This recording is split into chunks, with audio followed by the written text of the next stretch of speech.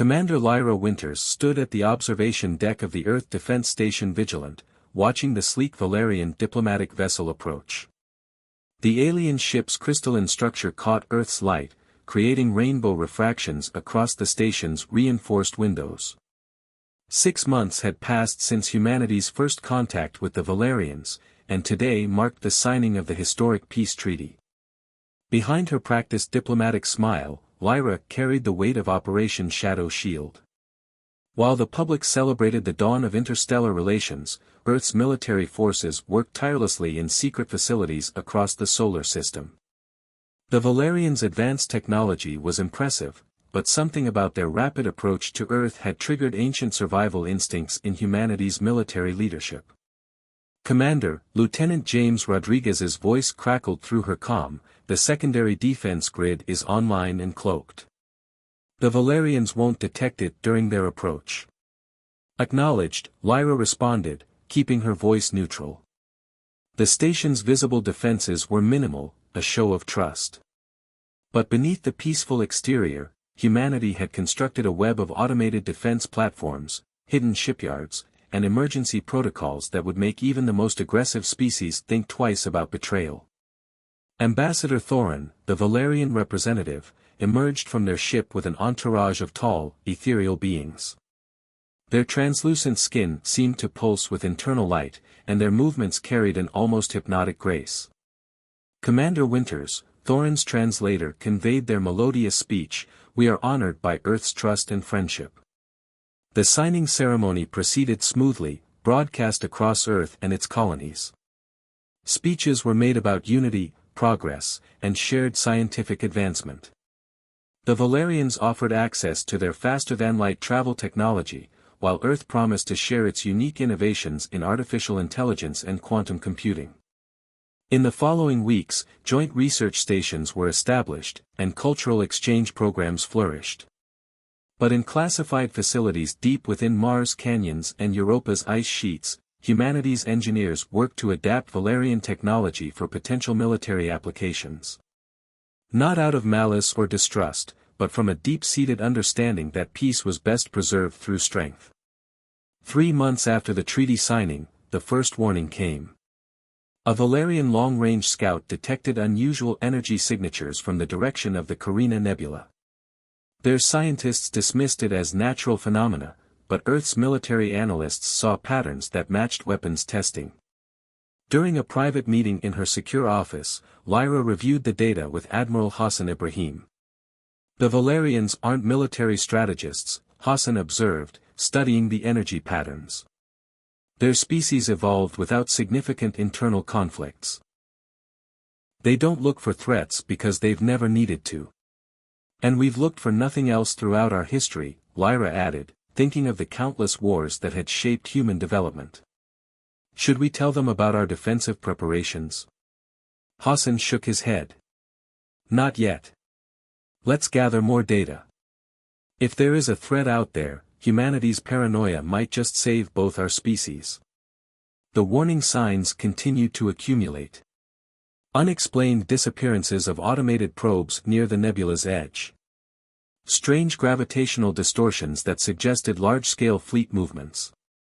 The Valerians continued their peaceful scientific studies, while Earth's military leadership quietly activated sleeper cells of ships and weapons platforms throughout nearby systems.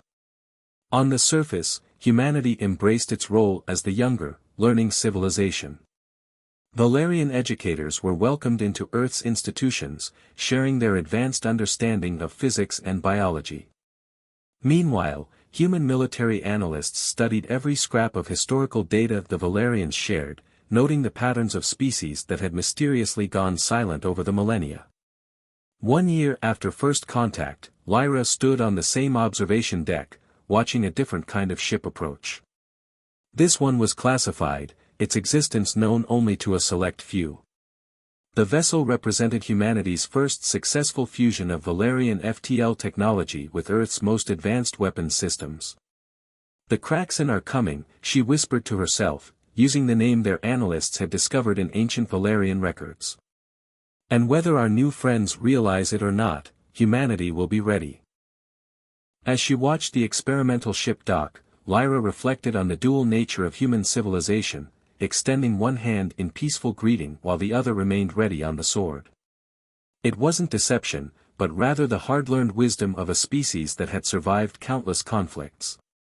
The peace they'd built with the Valerians was genuine, but so was their determination to defend it.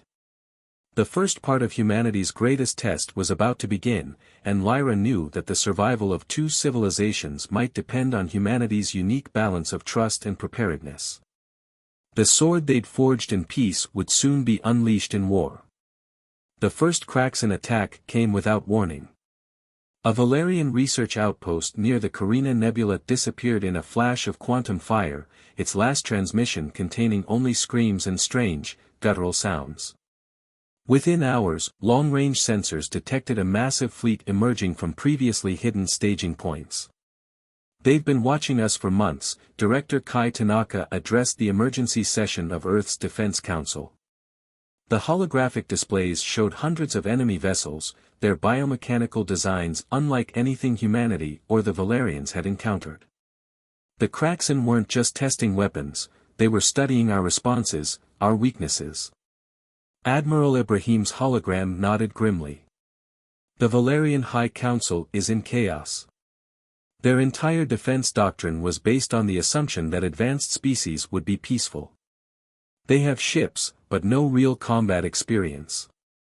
The council chamber erupted in urgent discussions until Fleet Marshal Diana Patel's commanding voice cut through the noise. "Then it's time to reveal our preparations. Operation Shadow Shield goes active in all sectors."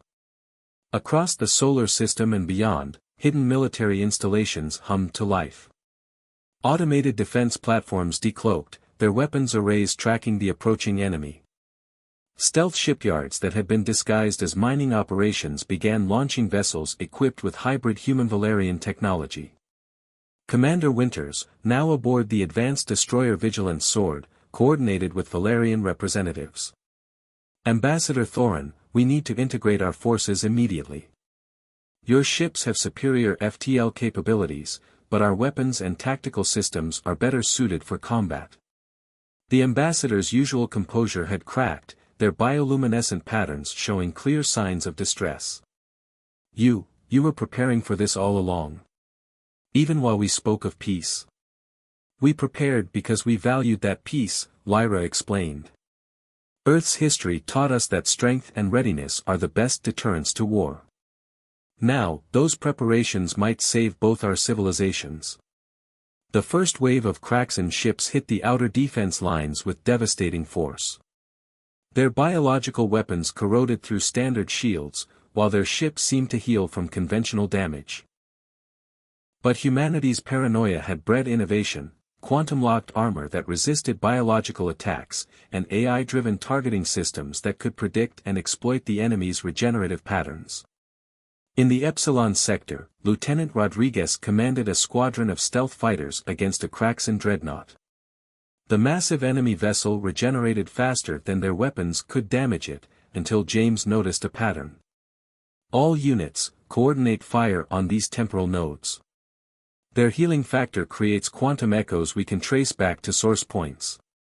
The combined attack shattered the dreadnought's biological core, proving that the seemingly invincible Kraxen ships could be destroyed.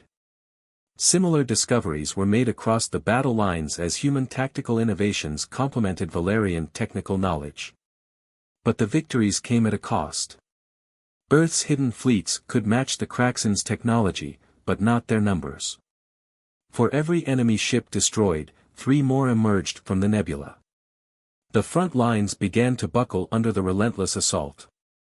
In a secure command center beneath Mars' surface, Lyra and Hassan reviewed casualty reports with growing concern. "We've bloodied their nose," Hassan observed, "but they're adapting to our tactics. The next wave will be worse." "Then we need to change the game," Lyra studied the strategic display. "The Valerians' FTL technology, we've only been using it conventionally. What if we weaponize the drive itself?" The idea spread through the human Valerian command structure. While the front lines held back the cracks in advance, engineers worked frantically to modify FTL cores into weapons. The Valerians' peaceful technology would be transformed by humanity's martial innovation. As the second major Kraxan assault gathered strength, Lyra watched modified beacons being loaded aboard volunteer ships. The fate of two civilizations would rest on this desperate gamble, a fusion of Valerian science and humanity's ruthless creativity. Ambassador Thorin, having witnessed the true nature of the threat, no longer questioned humanity's militant preparation. Perhaps, they admitted to Lyra, peace is not merely the absence of weapons, but the wisdom to know when and how to use them. The storm was approaching, and in its shadow, the alliance between humans and Valerians had been transformed. What began as a diplomatic partnership had become a brotherhood forged in combat, each species contributing their unique strengths to the coming battle. The modified FTL cores lit up the battlefield like artificial stars. Lyra watched from the Vigilance Sword as the first wave of volunteer ships activated their weapons. The resulting spatial distortions tore through cracks in formations, creating localized singularities that swallowed entire squadrons. Multiple enemy capitals destroyed, Tactical reported. But the cores are burning out faster than predicted. We're losing ships. The volunteers had known the risks. Each modified core would overload after firing, taking its ship with it. It was a devastating but unsustainable strategy, they needed a more permanent solution. Fleet Marshal Patel coordinated the counterattack from Earth Command. The Kraxan are pulling back to regroup. They've never faced weapons like this. Use the breathing room, get our wounded to the Valerian medical stations and reinforce the quantum barriers. In the midst of the chaos, humanity's greatest strength emerged, adaptation. Engineers worked alongside Valerian scientists, combining human weapons expertise with alien technology. Each battle provided new data, new opportunities to exploit enemy weaknesses. Lieutenant Rodriguez, now commanding the stealth carrier Shadow's Reach, pioneered hit-and-run tactics that exploited the Kraxan's biological weaknesses. Their ships share a neural network, he reported. Hit one with quantum interference, and the entire squadron feels it. We can use that. The war evolved into a battle of innovation versus numbers. Human AI systems learned to predict Kraxan attack patterns, while Valerian shields were modified to resist biological weapons. But the enemy's resources seemed endless, pouring from the nebula like an infinite tide of living metal. A breakthrough came from an unlikely source. Dr. Raven Blackwood, a xenobiologist studying captured Kraxan debris, discovered something extraordinary. They're not just a species, they're a single organism. Every ship, every weapon, connected to a central consciousness. Find that, and we could end this war. The revelation sparked a new strategy. While the main fleets engaged the Kraxan forces, specialized teams of human and Valerian ships probed deeper into enemy territory. They were searching for the heart of the hive, using modified sensors to track quantum entanglement patterns. The cost was staggering. Entire battle groups sacrificed themselves to hold strategic positions. The Valerians, inspired by human courage, began matching their allies' determination. Their traditionally peaceful ships were reconfigured into weapons platforms, their scientific instruments repurposed for war. Lyra led a deep reconnaissance mission aboard the Vigilance Sword, pushing through waves of enemy ships. Multiple contacts, closing fast, her tactical officer warned. They're trying to box us in. Activate the Phantom Drive, she ordered. The experimental device, another hybrid of human and Valerian technology, created mirror images of their ship. The Kraxan weapons split their fire, unable to distinguish the real target from the quantum duplicates. But the true value of the mission wasn't combat, it was intelligence. Their sensors detected something massive at the nebula's core, a structure that pulsed with the same biomechanical energy as the Kraxan ships. We found it, Lyra transmitted to command. The central node. But getting to it. She studied the sensor readings. The target was surrounded by the densest concentration of enemy ships they'd ever detected. The data sparked fierce debate in the War Council. A direct assault would be suicide, but the discovery represented their first real chance to end the war. They needed a plan that combined the best of both species, Valerian technology and human audacity. As the council debated, the Kraxan launched their biggest offensive yet. The outer defense lines buckled under suicide attacks from infected ships. The enemy had adapted to their tactics, developing countermeasures to the modified FTL weapons. Time was running out. The Alliance had the knowledge they needed, but using it would require a sacrifice greater than any they'd made so far. In her quarters aboard the Vigilant Sword, Lyra reviewed the casualty reports and made a decision that would change the course of the war. The next phase would require not just courage or technology, but a fundamental change in how both species approached warfare. The Kraxans' greatest strength, their unity, would become their greatest vulnerability. If Lyra's plan succeeded. The plan was audacious, even by human standards. Lyra presented it to the Combined Fleet Command, used the Valerians' quantum tunneling technology to deliver a modified version of the human neural interface directly to the Kraxan hive mind. "We've confirmed they operate on a collective consciousness," she explained.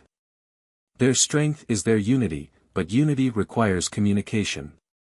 We can use that against them."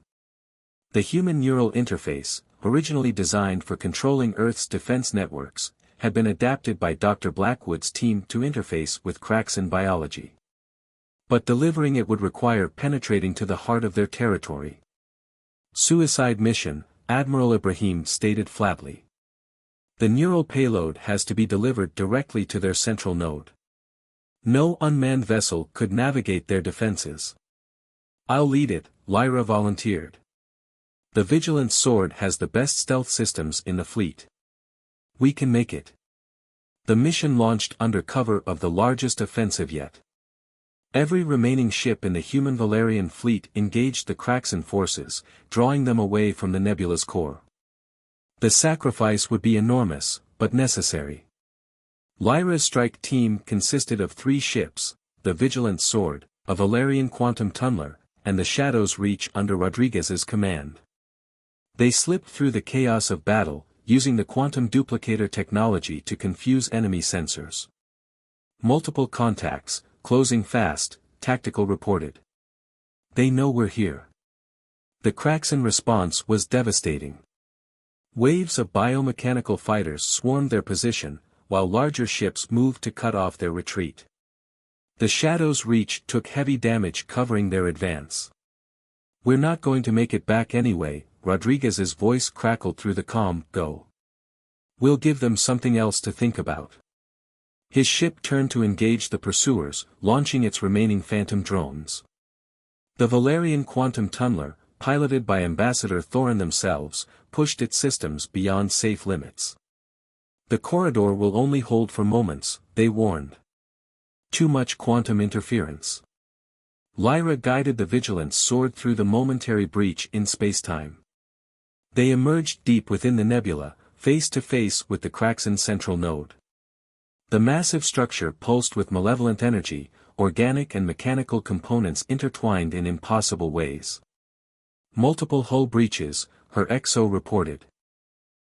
"The biological weapons are eating through our armor. Neural payload is charged. Get to the escape pods," Lyra ordered her crew. "I'll pilot us in." She knew the ship wouldn't survive contact with the node. The only question was whether they could get close enough. The Vigilant Sword, systems failing and hull disintegrating, made its final approach. Through the quantum noise, Lyra received one last transmission from the Shadow's Reach. Rodriguez had succeeded in drawing off the defender screen, at the cost of his ship and crew. Impact. The neural payload activated, connecting with the Kraxan hive mind. Lyra felt the alien consciousness through the interface, ancient, vast, and now vulnerable. The modified human neural interface began its work, introducing chaos into their perfect unity. The effect rippled through the Kraxan fleet. Ships turned on each other, their coordinated attacks dissolving into confusion. The hive mind, for the first time in its existence, experienced discord. Lyra initiated the final sequence from her escape pod, watching her ship break apart against the central node. The cracks in structure began to collapse, its biological components rejecting the mechanical elements that had given it control. The victory was total, but the cost was beyond calculation. The combined fleet had been reduced to barely a quarter of its strength.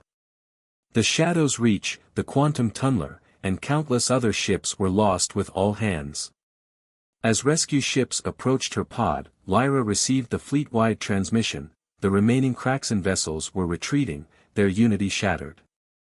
The war was over, but its lessons would reshape both human and Valerian civilization forever. The rebuilding began before the last fires of war had cooled. The Valerians, forever changed by the conflict, worked alongside humans to establish a new interstellar defense network. The quantum cores that had once powered peaceful exploration now formed the backbone of an early warning system spanning multiple sectors. In the newly established Joint Military Academy on Mars, Lyra addressed the first class of combined human-Valerian officers. The surviving crew of the Vigilance Sword sat among the instructors, sharing hard-won lessons about the integration of both species' technologies and tactics. "We prevailed because we combined your wisdom with our warcraft," she told the assembled cadets. "The Valerians taught us that peace isn't weakness, while humanity showed that readiness isn't paranoia. Together, we found balance." The Kraxan threat had reshaped both civilizations. Valerian ships now carried weapons developed by human engineers, while Earth's colonies benefited from advanced alien shielding technology. The distinction between human and Valerian space began to blur as joint settlements were established. Ambassador Thorin, now leading the Combined Defense Council, worked to implement the lessons of the war.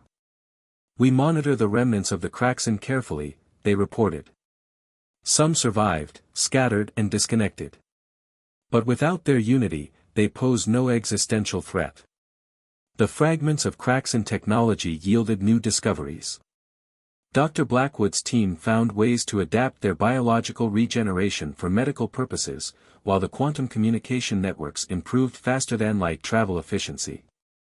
Even in defeat, the enemy had contributed to progress. A memorial wall in Earth's capital bore the names of those lost, human and Valerian alike.